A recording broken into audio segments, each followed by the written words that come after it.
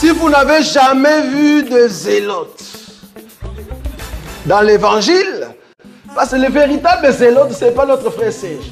Moi, je suis un premier zélote. Nous n'allons pas vous prendre beaucoup de temps.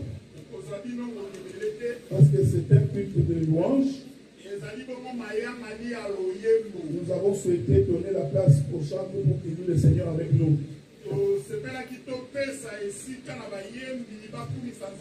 C'est pourquoi très vite nous allons prendre nos Bibles dans 1 Samuel chapitre 5.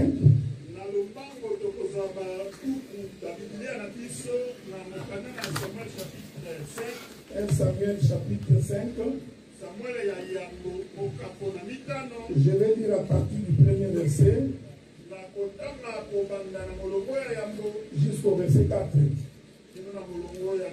Il est écrit ceci. Les Philistins prirent l'arche de Dieu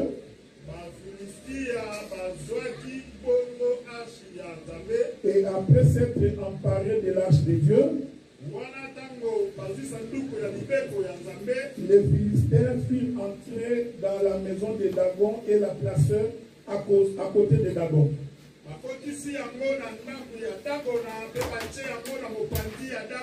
Le lendemain, les Asdodiens qui s'étaient levés de bon matin, vers Dagon étendu la face contre terre, devant l'arche de l'Éternel. Ils prirent Dagon et les remirent à sa place. Le lendemain encore, s'étant levé de bon matin, ils trouvèrent Dagon étendu la face contre terre, devant l'arche de l'Éternel. La tête de Dagon et ses deux mains étaient abattues. Il ne lui restait que le tronc. Que le Seigneur bénisse la lecture de l'Écriture. Pendant que je suis en train de parler, s'il y a possibilité d'arranger les sons, ça nous fera énormément plaisir.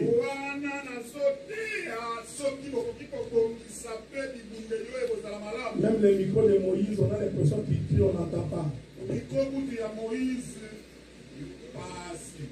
La Bible dit ceci, qu'un jour Israël était dans le combat. Est-ce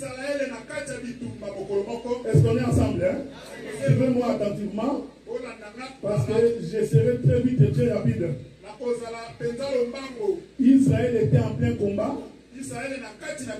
Pendant qu'ils combattaient, ils se sont rendus compte que le combat devient difficile. Alors ils ont demandé qu'on apporte l'arche de l'Éternel au lieu du combat. Parce que l'arche de l'Éternel était dans la maison de l'Éternel. Mais qu'est-ce que c'est l'arche de l'Éternel? La Bible dit que quand l'arche arriva dans le champ de bataille, Israël poussa des cris. Les ennemis d'Israël ont entendu Israël pousser des cris.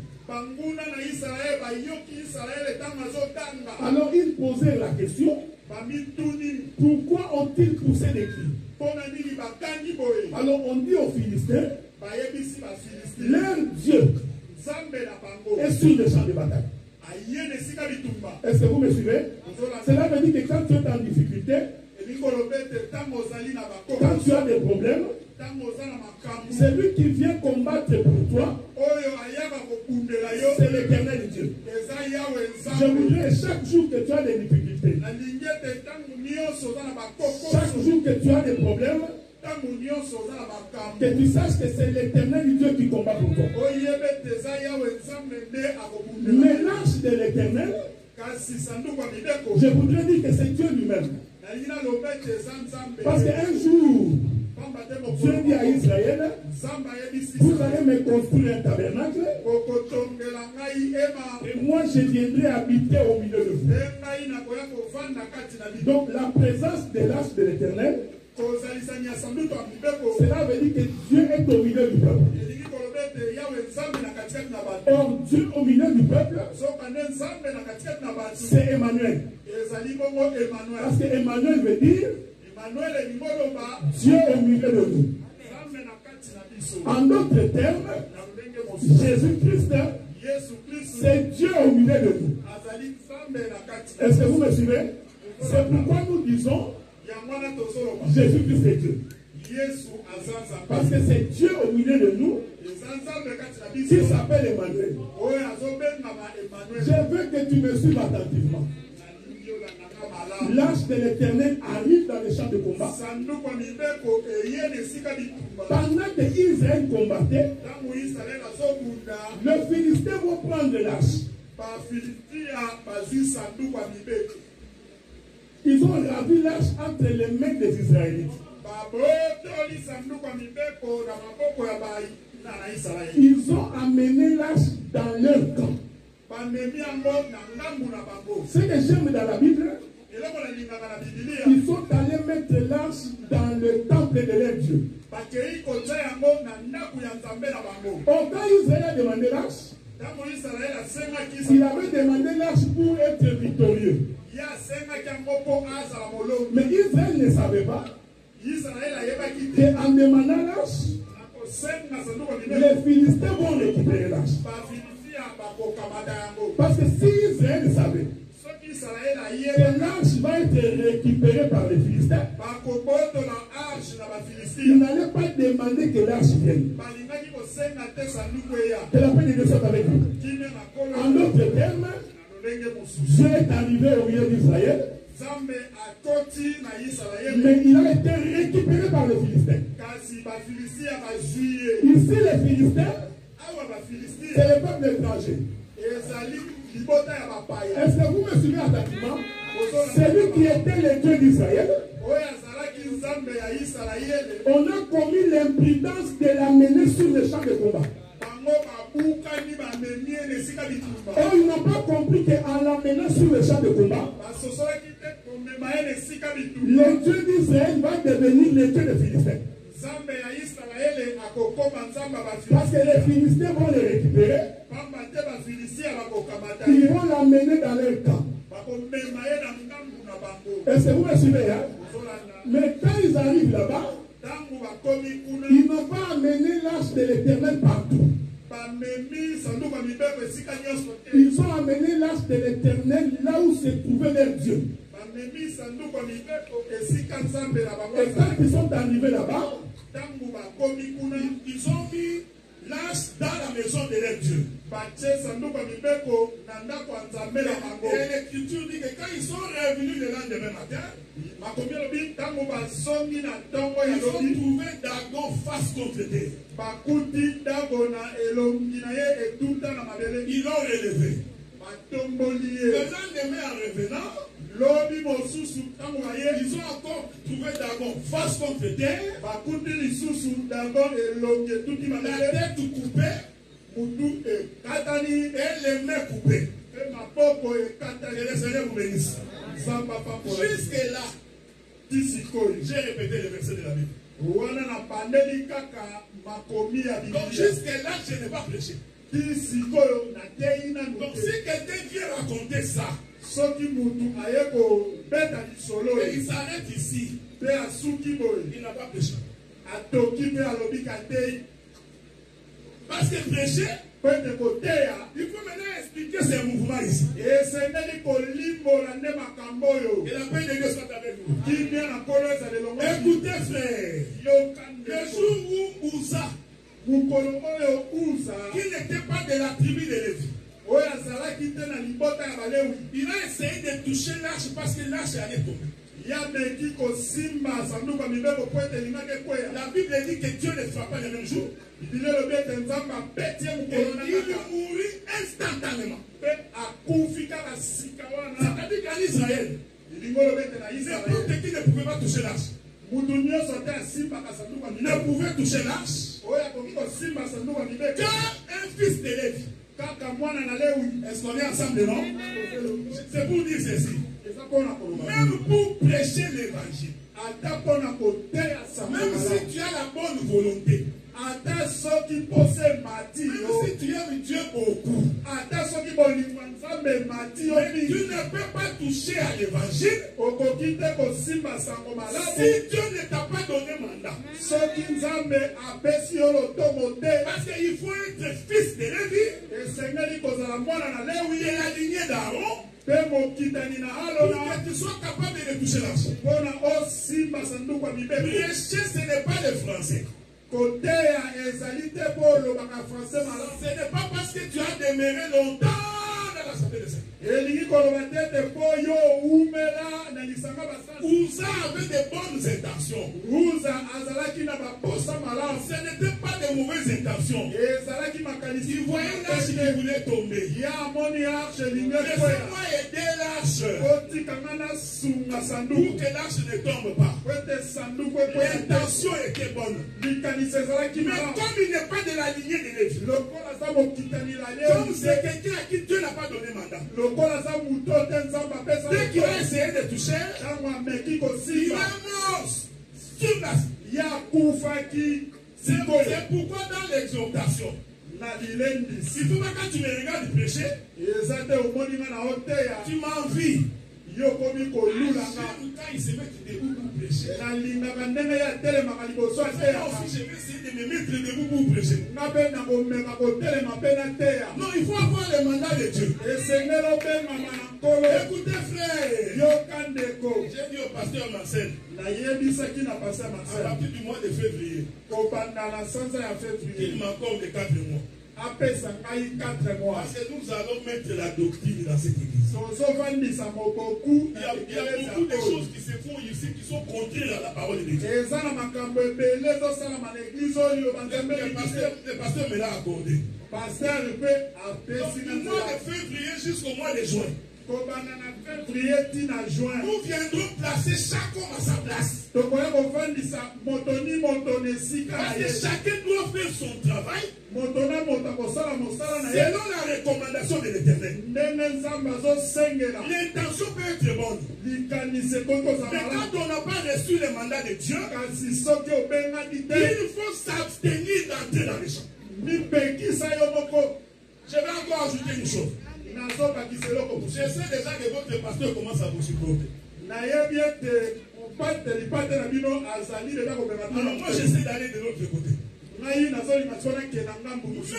gens qui sont appelés au ministère, ils doivent être disciplinés. C'est pourquoi on les appelle les disciples de Christ. Parce que ceci va nous aider. Quand nous ne serons pas là, que l'église du Seigneur puisse continuer. C'est pourquoi quand on est père, on fait en sorte que même après ma mort, que le nom de ma famille ne disparaisse pas. Et quand on est fils, il faut avoir la vision de loin. Parce que dans 13 ans, j'aurai 70 ans. Ça vient vite. Donc nous n'aurons plus la charge de venir prêcher comme ça tout le temps. Déjà pour commencer à regarder les yeux. Donc cette église ici vous appartient. Le lendemain c'est vous qui prêcherez. C'est pourquoi il faut veiller sur le modèle. Uza avait la bonne intention. Mais comme on ne pouvait pas toucher l'âge, parce qu'il n'est pas de la tribu de Lévi, Dieu ne fera pas. Mais regardez maintenant. Comment voulez-vous? Le Dieu qui a frappé Uza, parce qu'il avait une bonne intention, va laisser les Philistins, le païen, de tenir l'âge et de ne pas mourir. Et la gloire soit rendue au Seigneur. Les Philistins, qui n'était même pas de la tribu de Lévi, qui n'était même pas israélite. C'est sûr que quand Israël regardait, il s'est demandé, mais qu'est-ce qui se passe ici? Mais comment Dieu s'est fait prendre comme ça? Le Dieu que nous connaissons, c'est un Dieu puissant qu'on ne touche pas. Avec vous? Parce que je vais dire quelque chose. Quand Dieu est puissant, c'est les lions. Parce que les lions, c'est les rois. On est ensemble, non? Les rois, on ne s'approche pas devant lui. Même Esther qui est sa femme a dit je ne peux pas m'approcher comme ça. Parce que c'est les lions dans toute sa puissance. Quand ils ont appelé l'âge pour venir au champ de combat, ils ont tiré l'âge de la maison. Et l'âge venait pour venir au champ de combat. Que la paix de Dieu soit avec vous. Ils n'avaient pas compris que quand l'âge venait, l'âge qui était le roi, qui était le lion, et quand il descend dans les champs de bataille, les lions deviennent l'agneau. Est-ce qu'on est ensemble, frères? Celui qui a quitté le trône, c'était le Dieu tout-puissant. Personne ne pouvait les toucher. Personne ne pouvait les résister. Mais quand il voulait aller visiter les Philistins, il doit changer de nature. Celui qui était un lion devient l'agneau. L'agneau, on peut la détenir. Il ne peut même pas dire un mot. Est-ce qu'on est ensemble, frère? J'ai compris. Là, c'est sur le champ de combat. C'était les lions qui étaient devenus l'agneau. C'est pourquoi ce jour-là, quand on dit à Jean, voici les lions de la tribu de Juda. Lui, il est digne d'ouvrir le livre et d'en rompre les sceaux. Quand Jean se retourne, au lieu de voir les lions, la Bible dit qu'il vit l'agneau de Dieu assis sur le trône. C'est la révélation. L'agneau ne peut pas rester sur le trône. Parce que le trône n'est pas pour l'agneau. Le trône est pour les lions.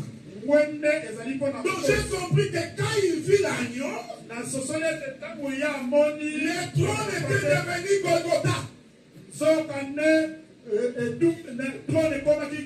Est-ce que vous me suivez? C'est que le trône, quand ça devient l'agneau, ça devient le lieu de sacrifice. C'est pourquoi l'arche était venue au combat. Quand l'arche vient au combat, en réalité, ce champ de bataille-là était devenu le lieu du sacrifice. Pour que les dieux d'Israël aillent chez les Philistins. Dieu a abandonné la maison d'Israël. Il a abandonné la maison de Jacob. Lui qui était Dieu, qui s'est fait agneau pour venir nous visiter. Mais quand il vient nous visiter, il n'a pas une autre mission. Laissez-moi te dire aujourd'hui, frère. L'arche est venu chez nous, non pas pour nous donner des habits. Parce que les païens aussi ont des habits. L'arche est venu chez nous, non pas pour acheter des maisons. Je ne suis pas contre le fait que tu achètes une maison. Mais l'arche n'est pas venu chez nous, non pas pour que nous achetions des maisons. Parce que les païens aussi achètent. L'arche n'avait qu'une mission. Il faut aller renverser d'abord les dieux des Philistins. Celui qui régnait chez les païens, c'est celui-là que je dois aller renverser. C'est pourquoi quand on a pris l'arche, on ne l'a pas amené à la maison. On l'a amené là où se trouvait Dagon. Oh, Dagon, c'était le dieu des Philistins. Ah, j'ai compris que la nuit, dans cette maison-là, il y avait une bagarre. Quand l'arche est entrée dans cette maison, la nuit, il y a eu une bagarre. Ce qui me prouve qu'il y avait une bagarre, parce que quand ils sont arrivés demain matin,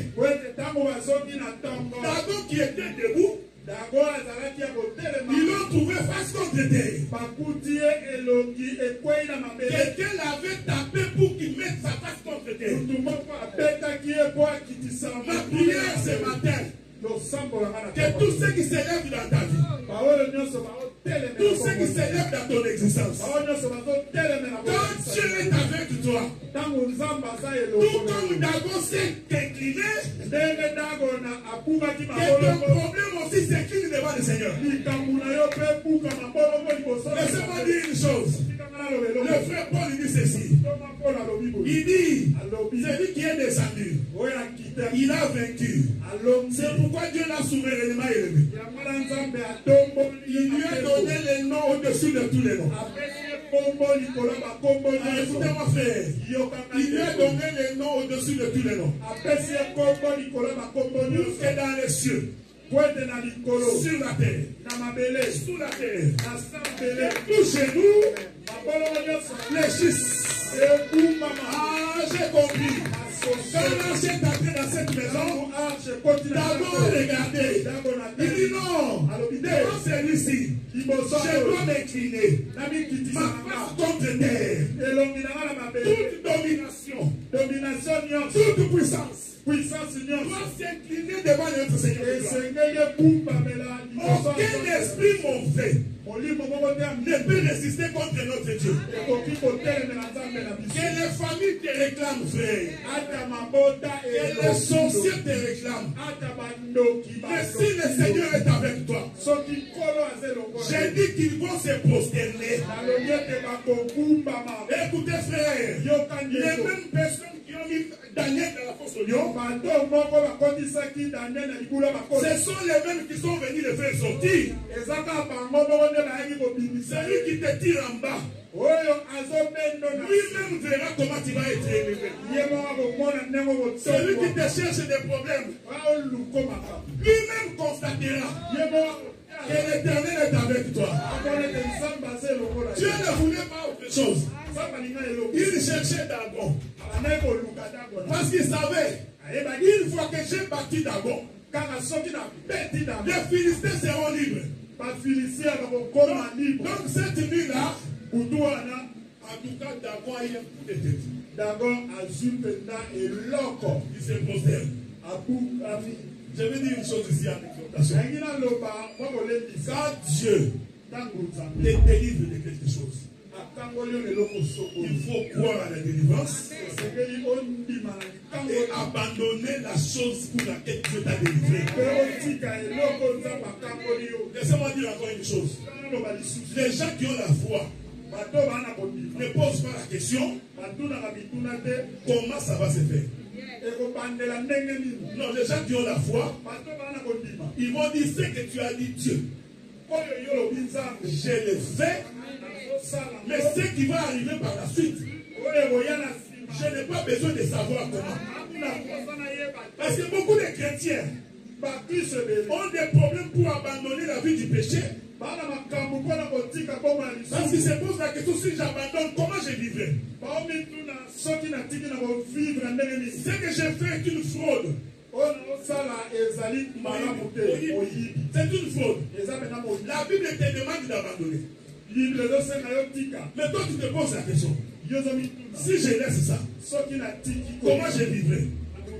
Comment je payerai mon loyer? Non, tu ne connais pas les dieux que tu sais. Non, les dieux que tu sais, frère, il est capable d'ouvrir une porte là où tu ne pouvais pas t'imaginer. Obéis seulement à la voix du Seigneur. Avancez seulement. Est-ce qu'on est ensemble? Avancez seulement et que les sacrificateurs mettent les pieds dans l'eau. Si le sacrificateur n'avait pas mis le pied dans l'eau, on n'allait pas se séparer. Si c'était posé la question, mais il y a de l'eau, mais il nous demande d'avancer pour aller où? Oh bien aimé, il n'allait pas traverser. Je dis, mettez seulement les pieds dans l'eau. Je voudrais dire à quelqu'un, obéis seulement à ce que Dieu a dit. Je te demande pas ce qui va arriver. Mais je t'informe, frère. Quand tu mettras les pieds dans l'eau, c'est lui qui appelle les 4 vents de la terre. C'est lui qui appelle les 4 vents de la terre. Parce que les 4 vents de la terre, c'est la marche de tout un homme. Un homme qui marche à 4 pattes. C'est pourquoi quand Jean l'a vu, il dit voici l'agneau de Dieu. Parce que Jean avait vu un homme qui marchait à 4 pattes. C'est pourquoi dans la tente d'assignation, il y avait une table de paix de proposition. Et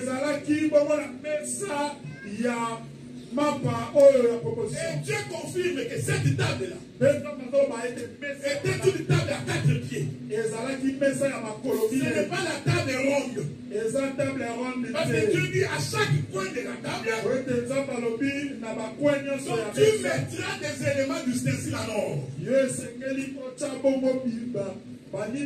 Est-ce qu'on est ensemble, non?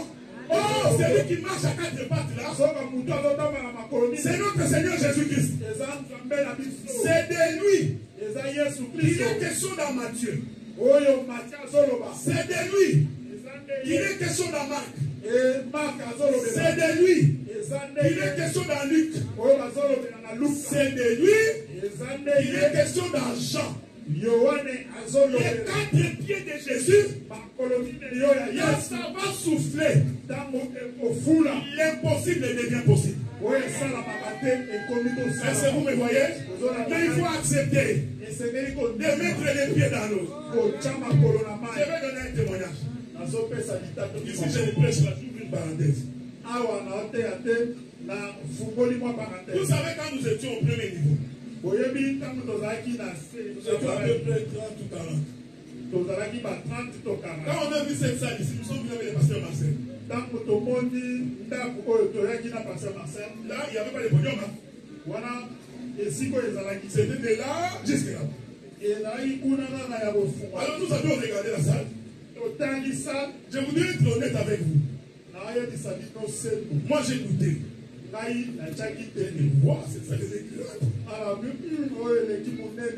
Marcel m'a dit ceci.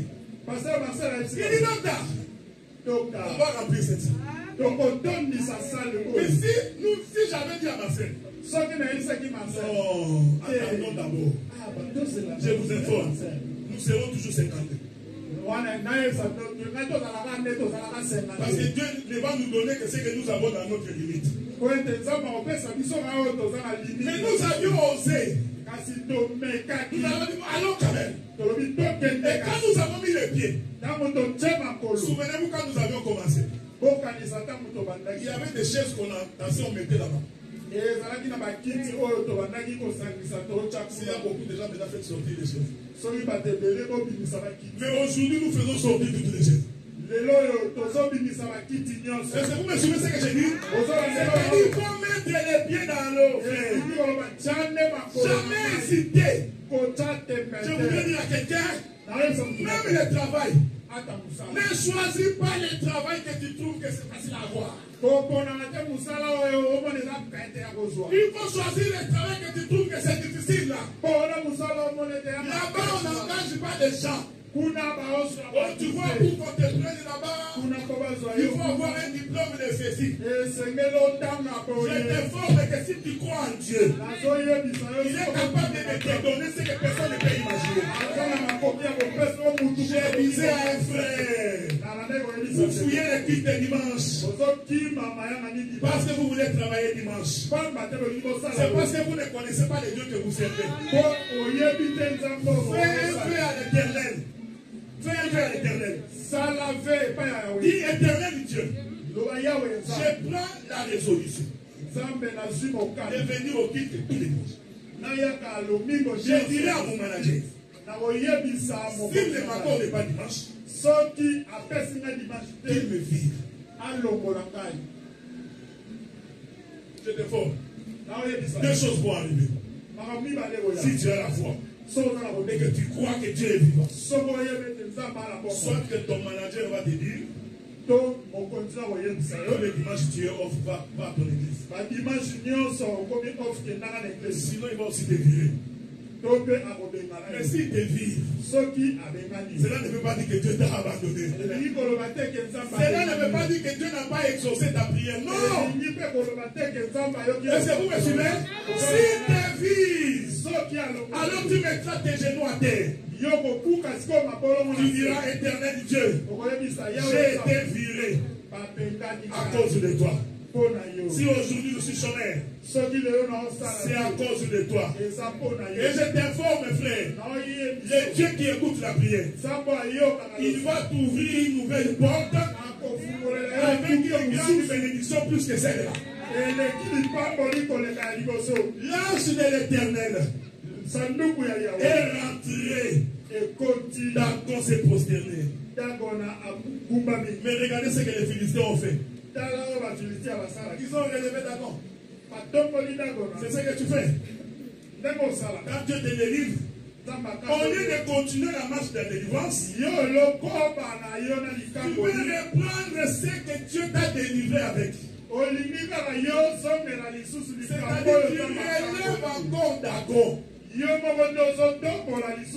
mais écoutez, la Bible dit quand ils sont revenus le lendemain, pour que Dieu ne leur donne pas la possibilité de relever encore Dagon. Dieu va couper la tête de Dagon. Alors donc dans cette nuit-là, Dieu avait un couteau pour couper la tête de Dagon. Est-ce qu'on est ensemble, non? Dieu avait le couteau pour couper les bras de Dagon. Je voudrais dire, ce qui te tourmente là, tu es capable de couper la tête de cette chose. Rien n'est impossible à Dieu. Et une fois que la tête est coupée, les corps ne fait que bouger, mais il n'a plus de pouvoir. Est-ce que vous me suivez?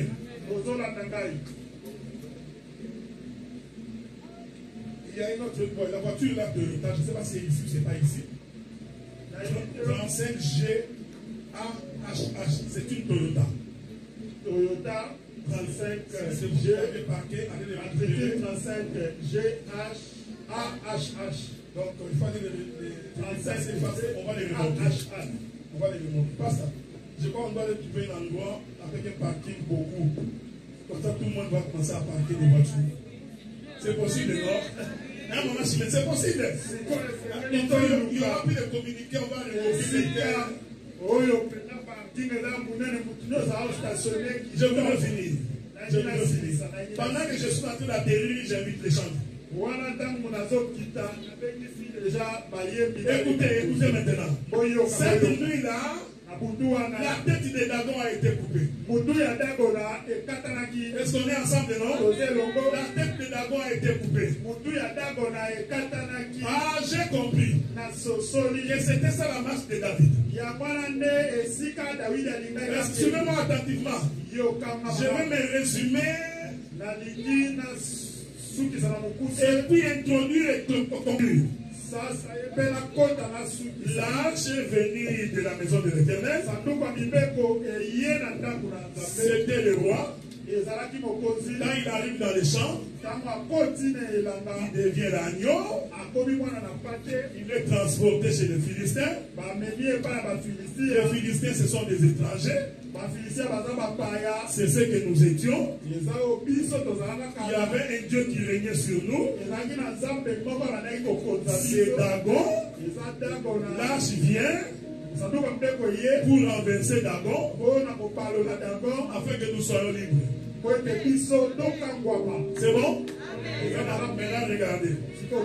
Israël était dans un combat avec les Philistins. Les 3 frères de David étaient là-bas. Alors le père va envoyer David. Or David est de la tribu de Juda. Est-ce qu'on est ensemble, non? David est de la tribu de Juda. Quand David est en train de venir, c'était l'arche qui se déplace au champ de combat. Mais quand David arrive au combat, quand Saoul l'a regardé, Saoul n'a pas vu un roi. Il a vu un petit enfant. Oh, il n'avait pas compris. Le roi qui devient petit enfant, en réalité, c'est l'agneau. Est-ce que vous me suivez? Oh, quand il vient devant Goliath, Goliath n'a pas vu un lion. Il a vu un petit enfant qui venait au devant. Oh, il n'avait pas compris. Et c'est l'arche qui s'est déplacée chez les Philistins. Et Goliath représentait Dagon. Est-ce que vous me suivez? Alors tous deux vont se retrouver dans la vallée. Oh, la vallée, c'est le temple de Dagon. Parce que c'est le lieu de la mort. David aussi descend. Quand il arrive là-bas, pour accomplir l'écriture, il coupa la tête de Goliath. Écoutez-moi bien maintenant. C'est ici que nous disons que la Bible n'est pas n'importe quel livre. L'écriture donne le poids de l'épée de Dagon. Non, de Goliath. Parce que Goliath était un géant. La Bible dit qu'il avait 6 doigts. Donc quand Goliath était debout, même son bouclier, pour le transporter, ça prend 2-3 personnes. Est-ce que vous me suivez, frère? Il ne faut pas se fier à l'apparence. Mais celui qui venait là, celui-là qui venait, il n'avait jamais combattu. Il n'était jamais en guerre. Mais il descend avec une lance. Et il vient, il tue Goliath. Il récupère l'épée de Goliath. Je me pose la question. David lui-même avait la capacité de soulever l'épée de Goliath. Alors que c'était un jeune homme. Comment un jeune homme peut-il transporter une épée d'un géant? Et il utilise pour couper la tête de Goliath. Ah, je voudrais dire ceci. Dieu dans sa faiblesse, le diable a cru la voir. Oh, il n'avait pas compris que dans cette faiblesse-là, il y avait toute la puissance de Dieu. Il paraissait comme un faible plante desséchée. Mais cependant, en lui, il y avait toute la puissance de Dieu. Mon bien-aimé, il ne faut jamais te minimiser. Il ne faut jamais dire que Nazam Tomakila m'a bé. Oh, moi je ne réussis pas. Dites ce que je dis, frère. La Bible, je vais profiter pour te le dire. Les interprètes, il faut dire ce que les prédicateurs. Parce qu'à ce moment ici, c'est moi qui prêche. Quand je serai descendu, il est là péché. L'interprète doit répéter ce que je dis. Je sais que des fois vous aimez les commentaires, mais la doctrine, vous voudrez que tu dises ce que je dis. Est-ce que vous me suivez? Amen. Tu comprends. Vous aussi vous comprenez. Écoutez frère, cela veut dire que dans ta faiblesse là, il ne faut pas te négliger. Parce que celui qui est en vous, il est plus fort que celui qui est dans le monde. Donc je voudrais dire, comme parole prophétique, que tout ce qui est difficulté dans ta vie, tout ce qui est problème dans ton existence, même si les liens de famille t'est liés, même si on t'a mis les pieds liés, les mains liées, tout ce que tu fais, tu n'avances pas. L'argent rentre sa somme. J'ai dit ce matin que les poches soient fermées pour que l'argent demeure dans ta poche. Et toutes les portes qui s'ouvrent pour que l'argent parte. Dès que tu as l'argent, c'est ton père qui est malade. Dès que tu as l'argent, c'est ta maman qui a des problèmes. Dès que tu as l'argent, on t'attrape avec un ticket de $380. Pendant que nous prions aussi, toi, on va venir te remonter. Tu dois encore prendre l'argent pour aller récupérer ta voiture. J'ai dit ce matin que Dieu ferme toutes ces portes-là. Les portes des démons, des diaboliques, tout ça, que cela soit fermé au nom de Jésus. Toi qui es tout le temps en train de regretter, tu fais un pas, 3 pas derrière. Tu avances tes 2 pas, 6 pas derrière, 3 pas, 10 pas de derrière. Il y a quelqu'un qui est en train de te réclamer. Je m'oppose à tout esprit de réclamation. Cet esprit-là, qui fait que quand tu rentres dans le mariage, il faut que tu divorces comme ta maman, comme ta grande soeur, comme tes petites soeurs. Même pour un rien, tu veux sortir d'un mariage. C'est un esprit de réclamation. Je suis en train de m'opposer à cela. Par le nom de Jésus. Par le nom de Jésus. Toi qui es tout le temps dans l'agitation. Ton esprit n'est pas tranquille. Tu trouves un travail de $15 de l'heure. Après 2 semaines, tu veux les $17 de l'heure. Après, on va te virer encore, tu rentres dans le social. Ton esprit est agité. C'est un esprit de Caïn. J'ai dit au nom de Jésus que tes pieds soient inébranlables. Apprends à rester là et prier. La bénédiction de l'Éternel te trouvera. C'est Dieu qui vient vers toi. C'est lui qui te recherche. Ce n'est pas en allant à gauche et à droite. Oh, j'aime ça. Dieu dit, ne promène pas les regards inquiets. Ni à gauche ni à droite. Parce que quand tu as Dieu, partout où tu seras, l'Éternel te bénira là où tu es.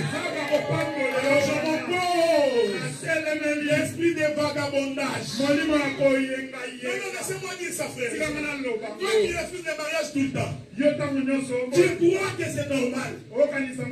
Tu penses que non, c'est normal. Même toi, un homme que les femmes refusent tout le temps. Tu dragues ici, non. Tu dragues là, non.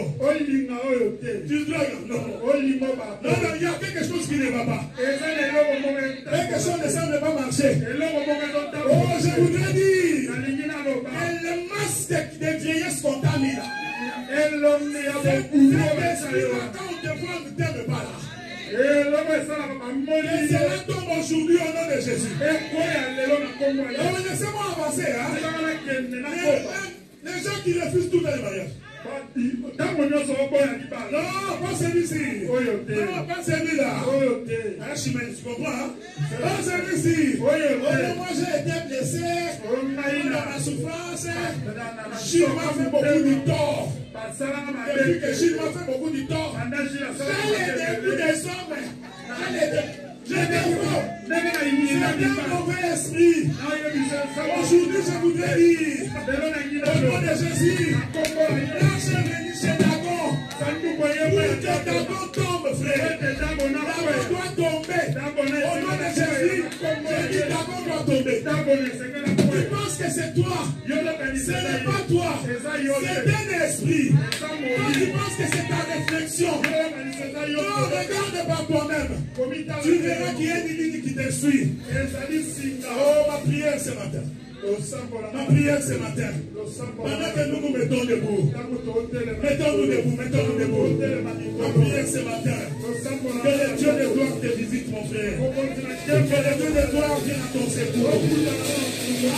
Il rend possible l'impossible. Oh, ma prière est que Dieu t'en délivre.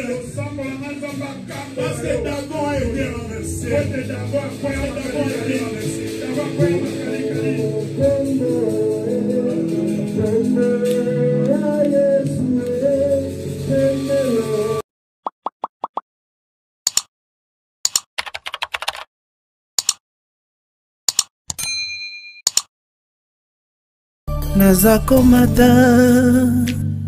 Nazakomata ngai, nazakomata ngai, nga nazakomata.